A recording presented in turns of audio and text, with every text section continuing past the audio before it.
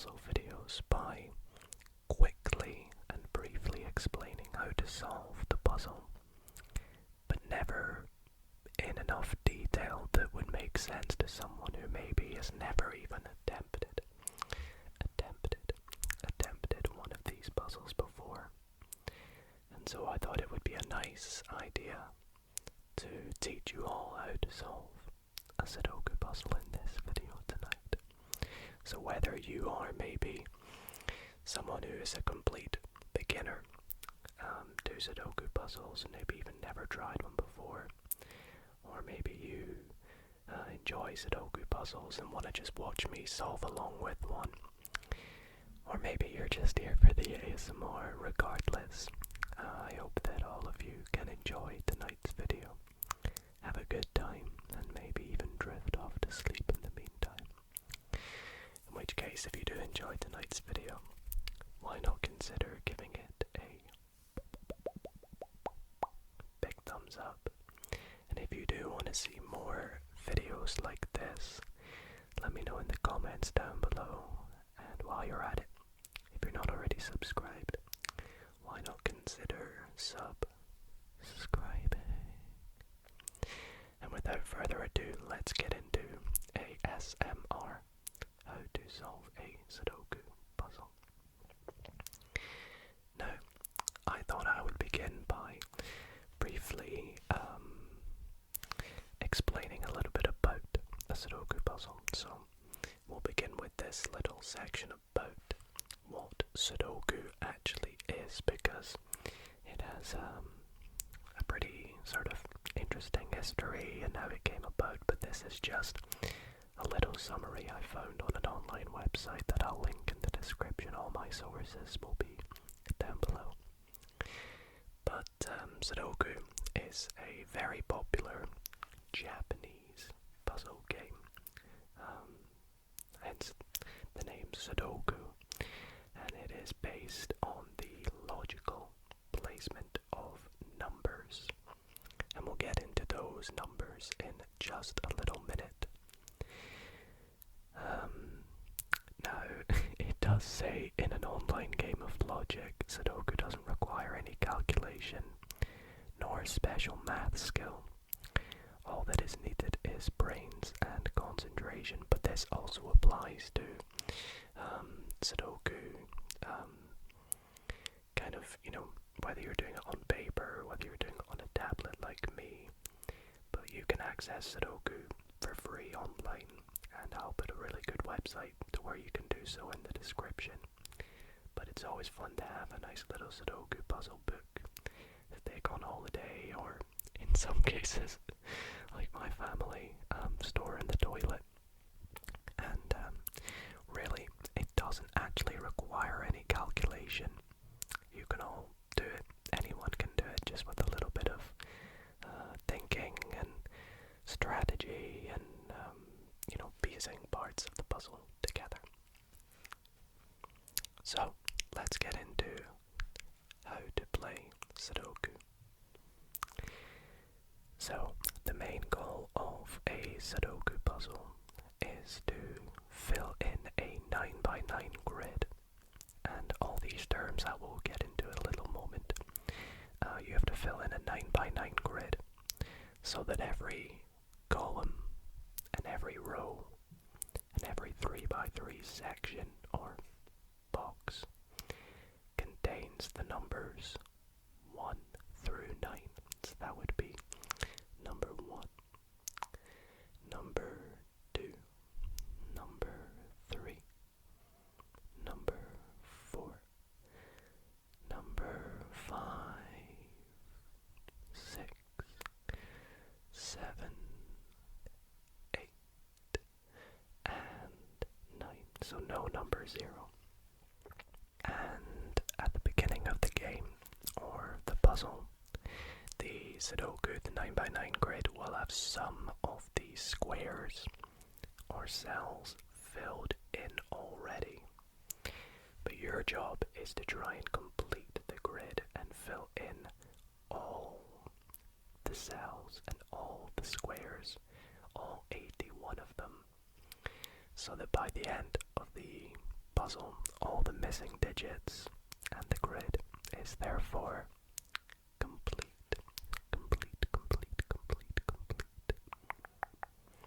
And ignore this little bit here. I obviously not proofread this. Don't forget a move is incorrect if.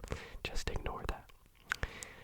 We'll get into the notation and the glossary now, I guess, because I'm going to refer to a lot of different terms in this video tonight, and I think it would be good for us all to kind of get on the same page, or same digital page.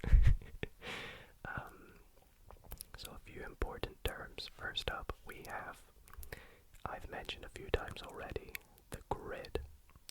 Now the grid is this entire thing here, which kind of looks like a bit of a table, you know, a 9x9 table. So the grid is the full 9x9 table looking thing. You may have seen Sudokus before, and when you see this, it is made up of rows and columns, just like a table actually is. So we'll talk a lot about rows and columns, and each one has 9 columns and 9 rows. Rows are the horizontal ones. The way to remember that row is horizontal, if maybe you forget that sometimes, is that horizontal has H-O-R at the start, and row has O and R at the start as well. That's a nice fun way to remember. I don't know, maybe in a different order, but you get the idea. So if I was to show you closely here, a row is this thing here, and a column is, let me get to a better way of doing this. A column is this thing here, so there are 9 of each, and I'll kind of keep that like that for you, and I'll put a little blue circle next to column and a red circle next to row,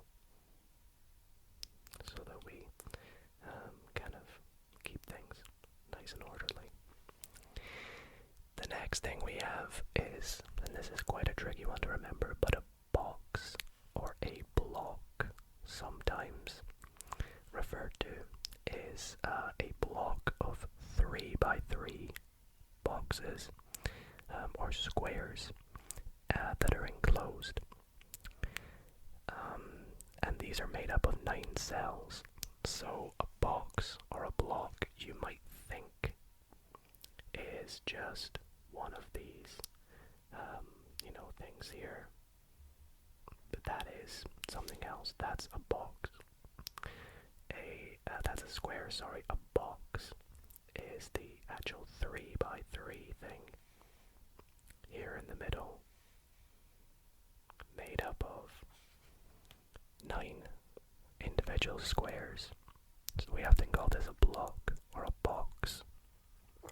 And each box also contains the numbers 1 through 9, just like the columns and the rows do.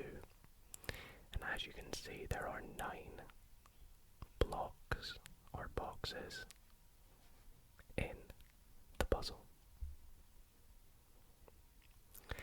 So the last few things to note is the clues.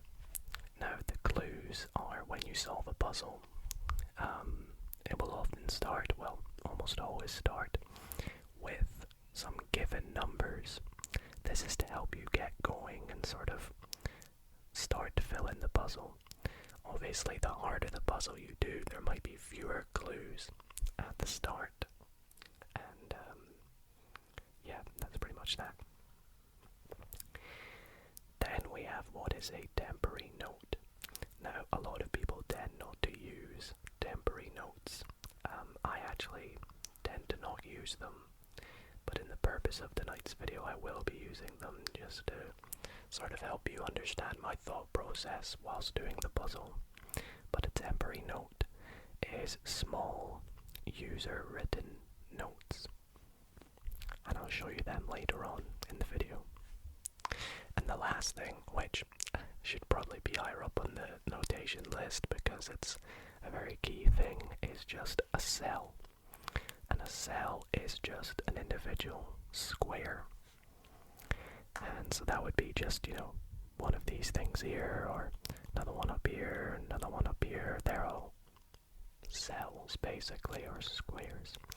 Depends what you'd like to call them. And so that is our sort of notation, our glossary, our way of our lingo when doing Sudoku puzzles.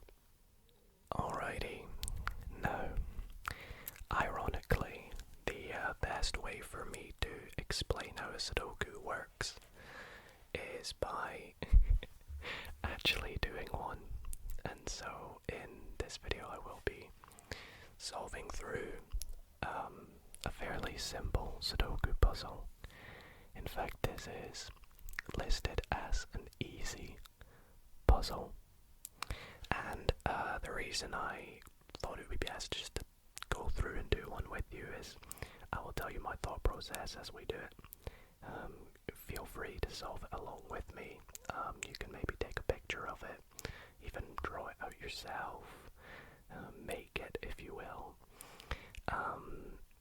And yeah, we can try and solve it together with a little bit of logic. And you can use the same methods as me going into future Sudoku puzzles. So let's get started. Now, there's lots of little tricks that you can use to begin your Sudoku and sort of fill it in as you go. And honestly, I don't really know if they have names, but I will kind of refer to them as made-up names as we go, and I'll sort of tell you my way of going by them as we do it. But my first little method is I like to use this sort of rule of three thing, which is where I look at sort of three blocks in a row or in a column and see if there is a number that appears in 2 out of 3 of them. Or I'll just scan the entire puzzle and see what number appears a lot.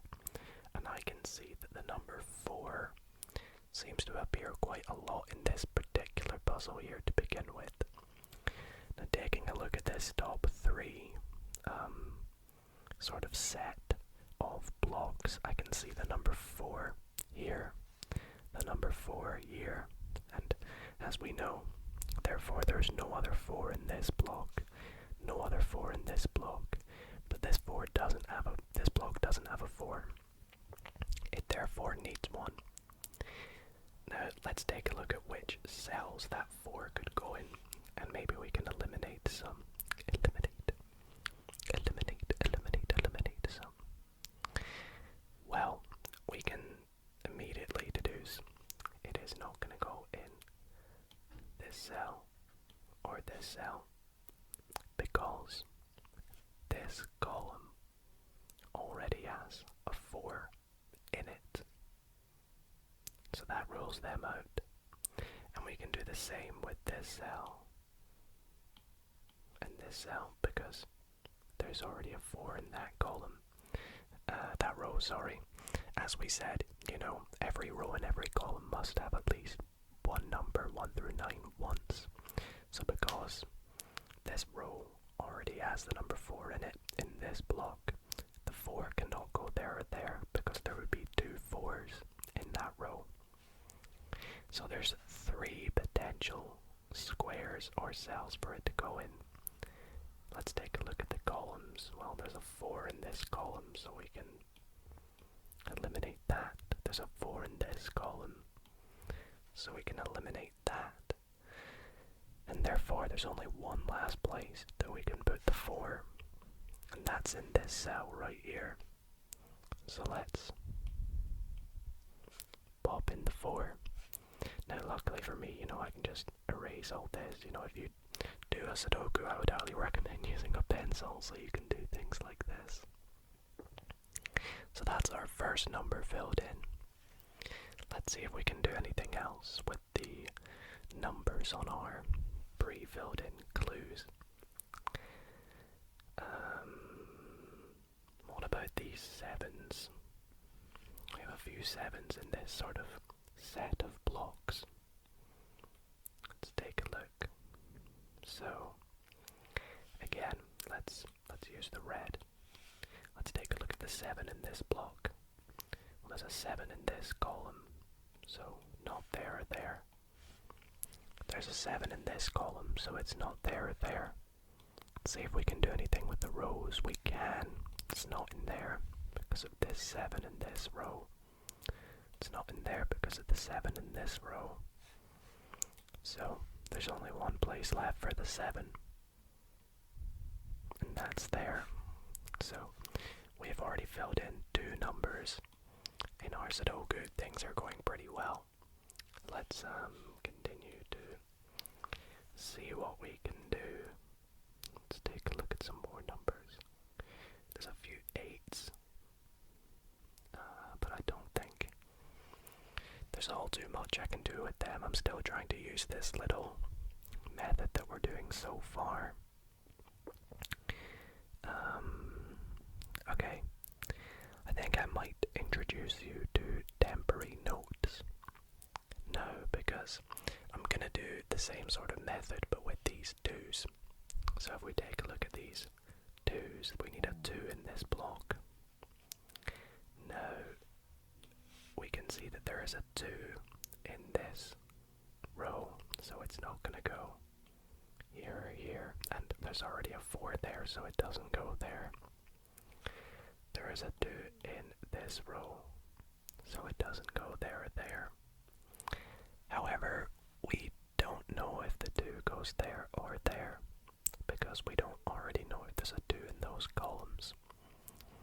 So I'm going to make a little temporary note in this block, and the way we do that, I'm going to do it in a different color so it makes a lot of sense to us, is we just put a small 2 in the corner like this, and that just simply means a 2 can go in either one of them, but not in any of these other ones.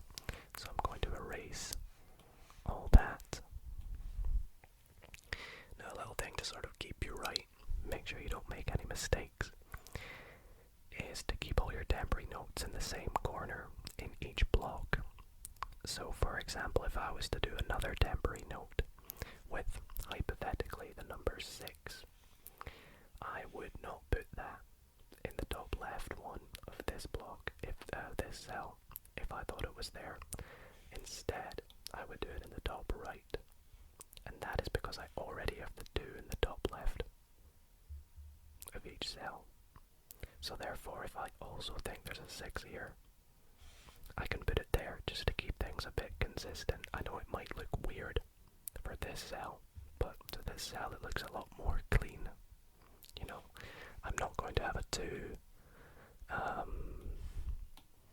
say, down here, if I have a 6 and a 3 here, or in this case maybe a 7, because then it's harder to locate the 2s at a quick glance. So I hope that all makes sense. Okay, so temporary notes, check, we've gone through them. So now you pretty much know most of the lingo and techniques. But let's see what else we can do here. Well, I think we can maybe solve the 5 in this box. It's not going to go here or here because this column is a 5. It cannot go in any of these 3, not only because there's already a 5, but we have a 2, 4, and 9 there, so there's nowhere for it to go. So it either goes here or here, and you see which one it goes in. If you said here, you'd be correct, because there is a 5 in this row already, and we can't have two 5s in the same row. So this block is quite nice. We only need 3 numbers left to put in it, which are, and sometimes if you have space, you can just write little notes up here. So we need a 1, we need a 3, and we need a 6. So let's take a look at those numbers. Where could we put them? Well, the 1 could actually go in any of the places. The 3, so there's only one place that the 3 could go. And that has got to be here. That's an awful 3, my bad. Because there is already a 3 in this row. So let's score that out. Now the 1 can go here or here. But what about the 6? Where could it go? It can only go in one place, right? And that is this top left one. Because there's a 6 in this column. So the last number to go in this block before we complete our very first block or box is the number 1. So that was quite nice there. And I don't know if that method has a name, maybe just process of elimination, but basically all I did was picked a box that was nearly complete and tried to do, a little bit of deduction to reduce down to what was left, basically. And you can do the same thing for columns and rows. So for example, this top row is pretty much complete as well. It only needs the numbers 7 and 8. So one of these boxes is a 7 cell, and one of these cells is an 8. Can you work out which one goes where? You should be able to see that the 8 goes here and the 7 goes here. And this is because there is a 7 already in this column. So even though this column only had 2 numbers in it already, the given clues at the start gave this to be a 7, because it knew that that would help us out, working out that this was a 7. So this just shows that, every Sudoku is given in a particular way, mathematically and strategically, so that it will always be solvable. You'll never get a Sudoku that isn't solvable. So if you're ever stuck, just sit there, try all these techniques, spend a good time looking at it, and you'll always be able to get it done. Okay, let's take a little look here, see what else we can play about with. So, sometimes when you come to a halt, now this is not the situation I'm in, I could probably scan and find something, but if you ever come to a halt, a good technique is to go through all the numbers 1 through 9 and check if there's anything obvious that you're missing, or do temporary notes with each number. Now before I do that, I actually have seen something that we could fill in, and that is to do with these 9s on this set of blocks. So we have a 9. We need a 9 in this block, don't we? We've already got one in this block and in this block. Now the 9 cannot go here or here, because there's a 9 in this column. Cannot go here, here, or here. They're all filled in, which is good. Cannot go here, which is filled in. It could go here, because there's no 9 in this row. However, it cannot go here, because there's a 9 in this row. So the 9 must go there. Now, we have something very helpful with our temporary notes. We have filled in a 9 in one that has a potential 2. and we know this is a 9, well, that means that there is definitely not a 2 in that cell. And we know there's only one other place the 2 could go. So that means that there is 100% a 2 in this cell. And that is essentially now how temporary notes can be very, very useful, even if you're someone like me who doesn't often use them. But you know, especially when it gets to the harder puzzles, temporary notes are extremely crucial to helping you work things out later on.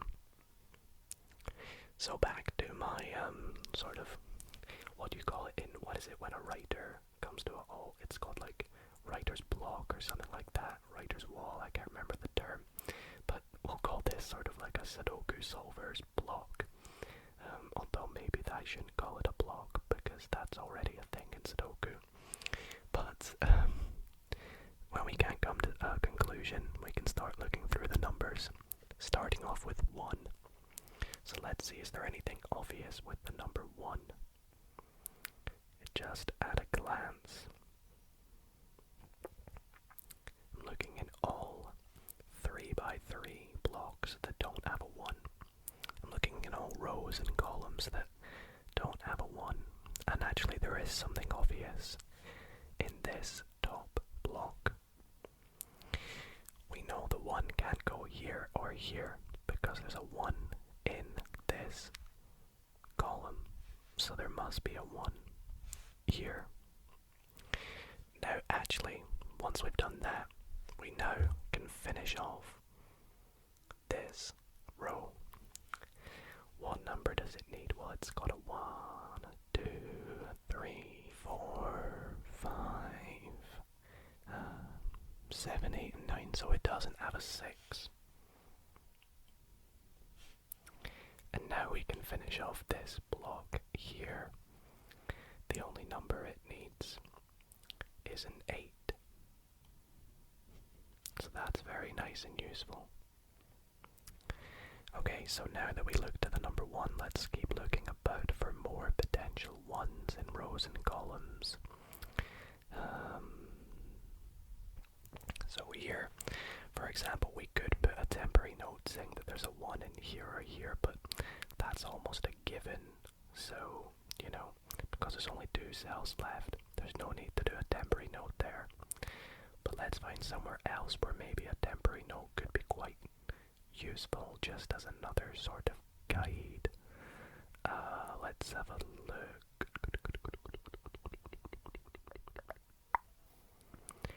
Okay, what about in this block, the number 8?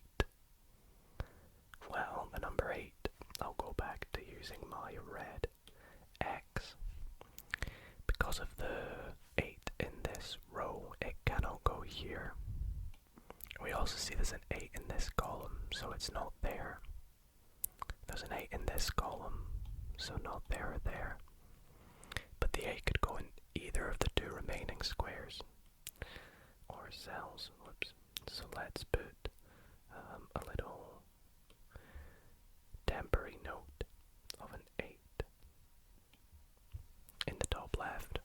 And again, I'm putting it in the top left because there's no other temporary note in this block already.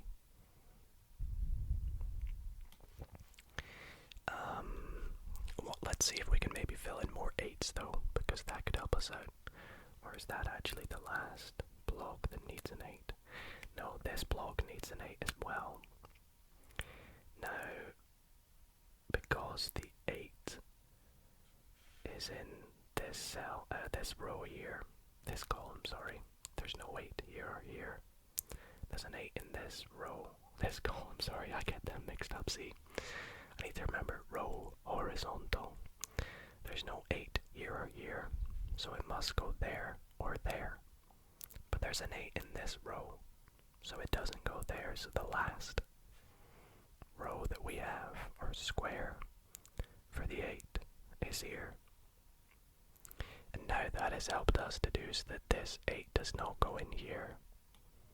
So in actual fact, the 8 goes in the bottom just like that. And we've actually now completed the number 8. One thing I should also mention is a lot of Sudoku professionals will like to, and yes, I say Sudoku professionals, there's people that actually solve these competitively, will like to write out all the numbers at the bottom, like this. And when they've completed a number, they'll actually score it out, so they can quickly see at a glance, I no longer need any 8s, so if I'm confused if a number is an 8, I know it's not. And also referring to, Sudoku professionals, often they will use extra notation, such as calling each of the rows by a letter of the alphabet. So for example, this row is A, B, C, D, E, and so on. And each column, 1, 2, 3, 4, 5, although that can get confusing because, the numbers are already a thing in Sudoku. So if I was to say like B4, that would be A, B, 1, 2, 3, 4, that would be this cell here, which is an 8. But that kind of confuses me a little bit because I feel like maybe using numbers to represent columns in Sudoku can clash with the fact that you're already working with numbers. So you never know. Okay. Let's see what else we can do. So, this block here, as we said, needs a 1 in one of these boxes. But it also needs a 6 in one of these boxes. And we know it's not this one because this column is a 6. So it must be in this one. And therefore, this is a 1. So the 1s are coming on good now. In fact, we can actually also put a 1 in there because, well, it's not going to go there or there now that we know this. We already knew it wasn't there because of this. And it's not in this one because of the 1 in this row. So therefore, the only other 1 could go there. Let's take a look at the 1 in this block. Again, I'm going to go back to doing this just so we can keep people that maybe are struggling to keep up to speed. So we need a number 1 in this block, and that might seem tricky because there's 7 possibilities it could go in. But we know it can't go in this cell or this cell because this entire column already has a 1 in it. And we can't have the number 1 in a column twice because therefore we will miss out on another number. And like we said in the rules, every column must have the numbers 1 through 9 at least once. The same goes for all 3 of these cells. We already have the number 1 in this column. Now for this row, this row, the number 1 could go in either of them. So let's take a look at the columns. Well, there's a 1 in this column, so not there. So there's only one place left for the 1. Has to go there by a little bit of deduction.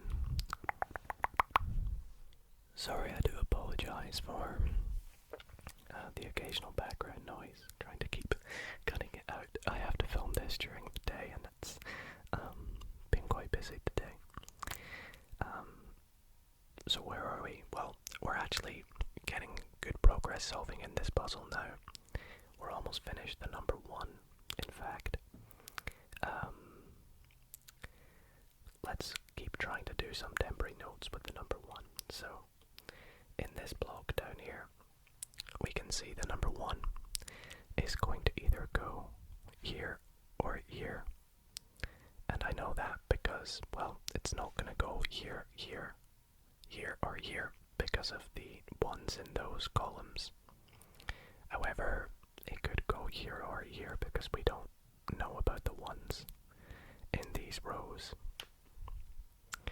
Similarly with this block here, actually we do know where the one goes in this block. Now I'm going to give you a little moment to try and figure it out.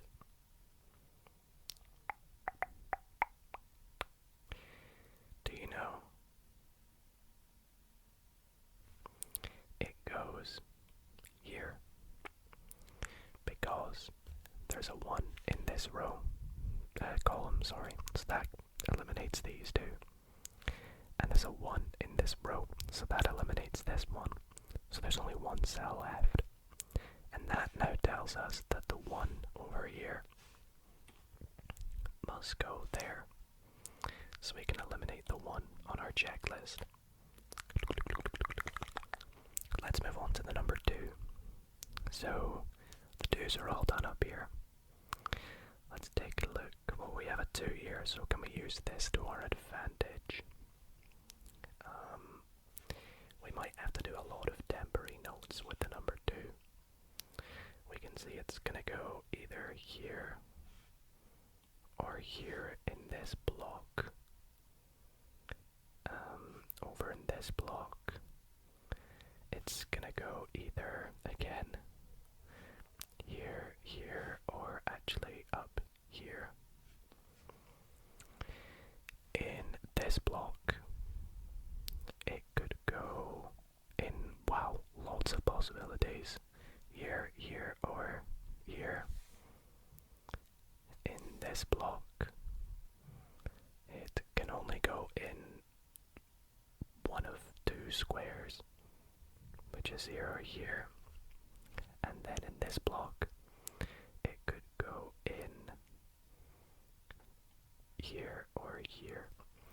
Now if you're confused how I quickly went through and did all that, maybe go back, watch it through. And the reason I did this is I used our method that we've been doing all along, just looking at all the rows and columns and seeing which cells the 2 can't go in, and therefore it could go in any of the other ones. Okay, so in fact actually what I want to do now is look at any rows and columns that are almost nearly done, such as this one.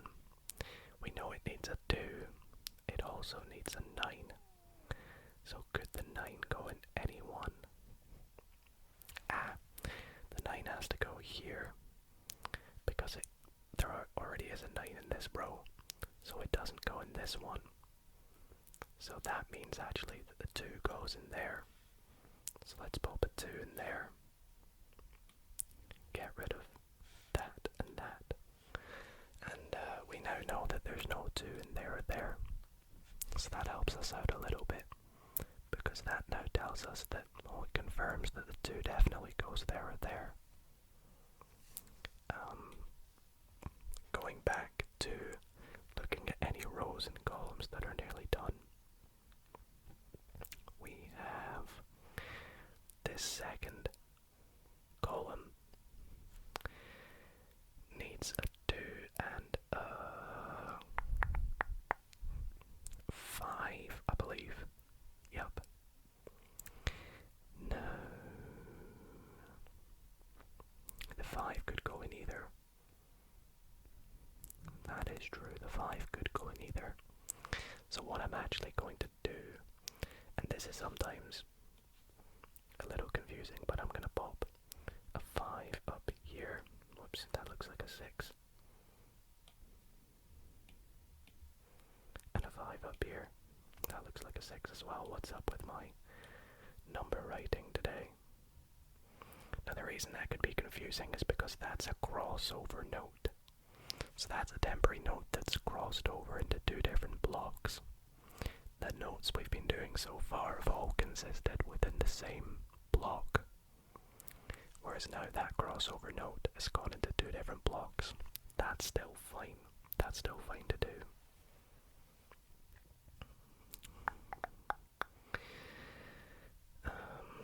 Let's see, are there any other columns or rows nearly done? What about blocks? this block only needs 3 numbers left. And those are 3, 4, and 9. Let's start with the number 3. Okay, we'll do a temporary note. For the number 3, it could go here or here. The number 4 has only 1 square it can go in actually. The number 4 must go in this one here because there's a 4 in this column, this row, already. Right here. So it has to go up here. And now because there's a 4 in this 3, that means that that must be the 3. So we can get rid of that temporary note. Very good. So therefore the only number left is the number 9.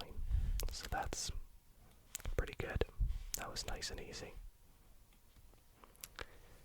So can we now finish off this row? It needs a 2 and a 5. Wow, we're really struggling with these 5s. The 5 could go in either. So let's put the 5 in the top right. Go back to filling in some numbers, hopefully. What about this? If we looked at the first column, it needs a 3 and a 7. Well, there's a 7 in this row, so that's not a 7. That must be the 7. That must be the 3.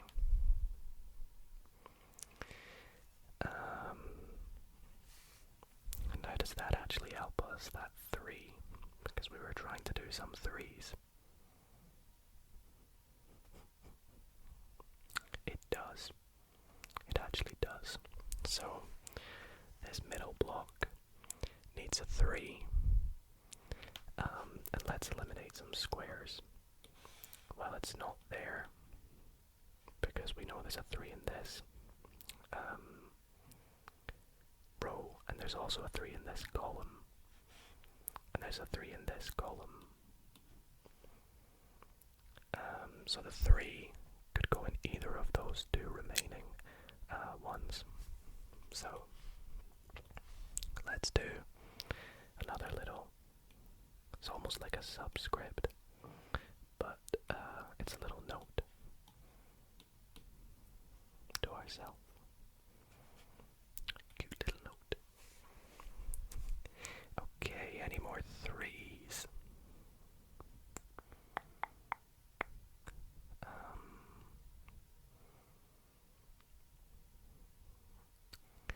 I guess the 3 could go in any of these 3 in this block. So let's put 3 in the top left, and then down here the 3 could go in. Wow, okay, the 3 could go in here or here. Okay, so what if we look at this this row?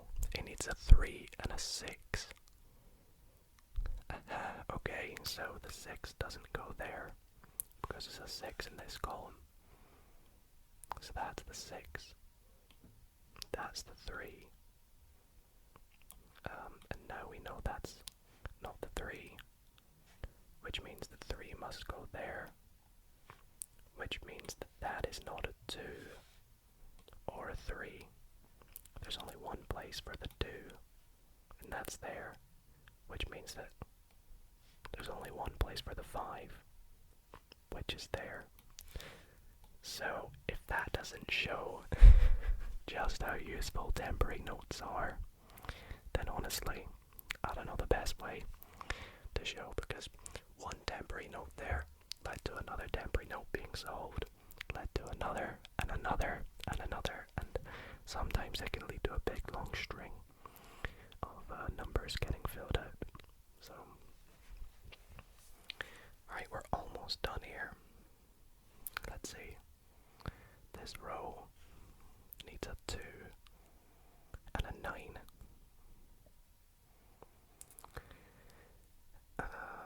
The 9 could go in either. There's no point for me filling that in.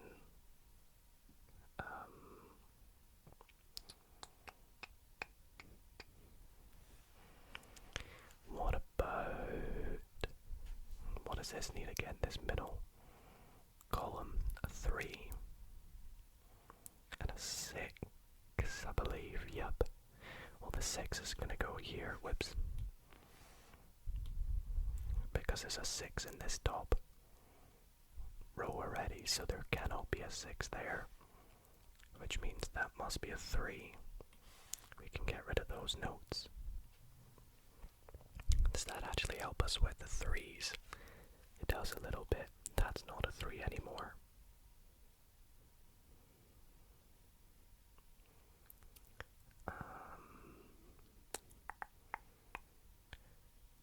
What about, can we do any more with the 5s? Not really. That would have been useful though if we could. Gosh, we're so nearly done. See, sometimes you can be just around the corner from finishing the puzzle, but there might be one or two things you're just not noticing. I want to take a look at the rest of this block. So it has a 1, a 2, we know the 3 goes there, the 4, well the 4, if we do a little temporary note, could go here or here. So the 5 could go here or here. 6, 7, 8, and then 9. 9's not here, not here. But it could go here or here. So that is all 4 sort of corners of the temporary notes part that's been used up. Now, notice one little sneaky trick here. We know that this isn't a 2 because there's a 2 here. And we know that's a 5 or a 9. So that means that this must be the 2 for this row. Does that make sense? So we know this row needs a 2, but it cannot go there because there's a 2 up here. Or we could just say because there's a 2 in there as well. So, therefore, this must be the 2 in this row, which means that's not the 2. Get rid of that. Oh, we can finish off that column now. It needs a 9, which means that that is not the 9, which means that that is the 9 down here.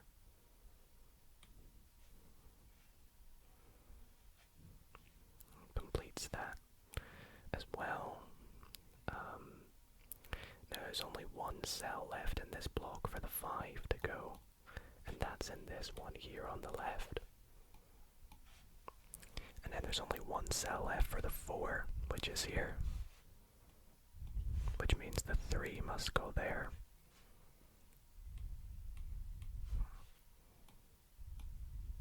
Just like so. And we've completed another block, and we actually only have a few more to go. Let's take a look at this block here. Again, it needs the numbers 6 and 7. Well, not 6 and 7. 7 and 4 and 7. My bad. And we know that this has got to be the 7. That's got to be the 4, because there's a 7 in this row already, and there's a 4 in this row already. Onto this block. Well, we know that this must be the 5 because there's no 5 note in there. So, this is the 5, this is the 2.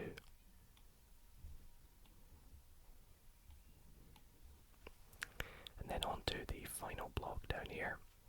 We can do the same thing with the 5 and the 2. The one on the left is the 5. And this is the 2. And that is us.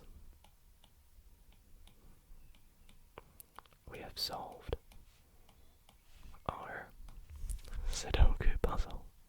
And that is where I'm going to wrap up this little tutorial. I really hope that maybe you enjoyed watching along me solve a Sudoku puzzle, as well as teach you all the little tricks, tips, and techniques used with a bit of logic and deduction, and a little bit of elimination,